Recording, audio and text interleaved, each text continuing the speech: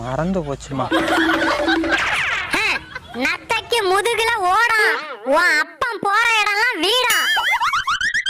அப்ப எனக்கு 20 வயசு இருக்குமா. கொள்ளடத்தை தாண்டி கோழி வாங்கலான்னு போயிருந்தேன். அங்கதான் ஒரு வெடை கோழியை பார்த்தேன். விலை என்னன்னு கேட்டேன். வெக்கப்பட்டுட்டு கோழி வீட்டுக்குள்ள ஓடி போச்சு. வெடை கோழி வெக்கப்படுமா? அந்த வெடை கோழி உங்க அம்மா தாண்டி. அப்புறம் என்னாச்சு?